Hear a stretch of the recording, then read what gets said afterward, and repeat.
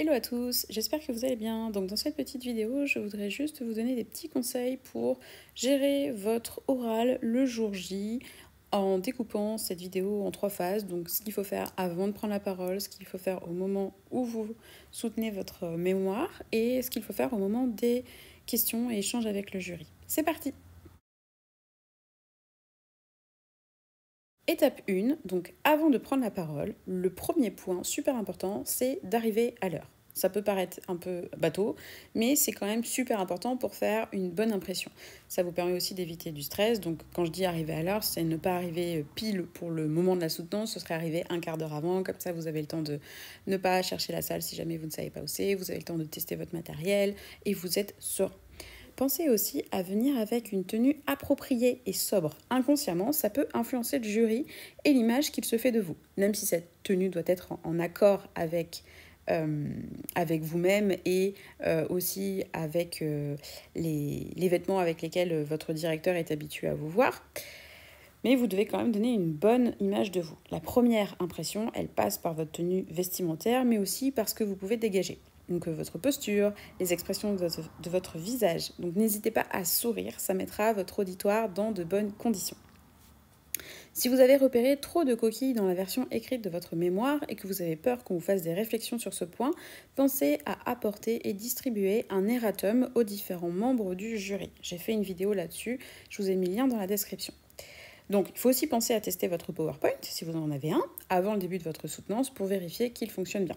Donc, pensez à prendre votre PC, votre chargeur de PC, votre câble HDMI ou VGA, même si on vous dit que le matériel est déjà fourni par votre école ou votre fac.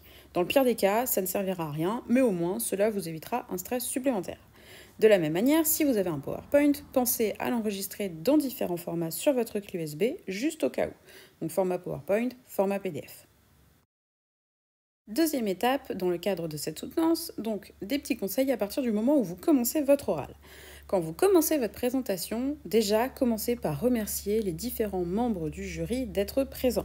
Ça leur fera plaisir, ça les mettra dans de bonnes conditions et c'est toujours plus sympa d'être poli. Ensuite, souriez, montrez que votre sujet vous plaît, que votre sujet vous passionne. Vous pourrez ainsi communiquer votre positivité aux membres du jury. Soyez authentique, dynamique et convaincant pour les intéresser à votre travail. C'est la toute dernière ligne droite, donc donnez votre maximum. Gardez toujours un contact visuel avec les membres du jury pour les capter. Il faut toujours chercher le regard de vos interlocuteurs. Attention à ne pas focaliser votre regard sur la même personne par contre. Vous devez regarder tous les participants présents dans la salle. De la même manière, essayez de ne pas trop lire vos notes et surtout de ne pas vous y perdre. Vous risquez plus difficilement de capter l'attention des membres du jury si vous avez votre tête sur des feuilles. Lire peut être perçu comme soporifique, mais vous devez à tout prix conserver l'attention des membres du jury. De la même manière, si vous lisez, vous ne lisez pas mot pour mot ce que vous avez écrit dans votre PowerPoint. Vous utilisez des synonymes, vous soignez vos transitions. Les transitions, c'est super important quand vous avez un PowerPoint. Pensez à bien articuler lorsque vous vous exprimez, encore plus si vous parlez vite, car cela vous obligera à ralentir et à prendre davantage votre temps. De la même manière, vous devez parler fort. Il ne faut pas crier, bien évidemment, mais il faut être audible de son auditoire. Ou, sinon, vous adaptez le volume de votre voix à la taille de la pièce et à la présence de bruit éventuel à côté. Il faut aussi que vous pensiez à varier vos intonations pour être dynamique. Il faut absolument éviter d'être monotone et de parler tout le temps de la même manière. Vous devez aussi respecter le temps imparti, mais attention à votre débit. Ne soyez pas trop rapide. Donc en amont, il faudra raccourcir votre présentation ou trop lent, au risque de rendre votre soutenance soporifique.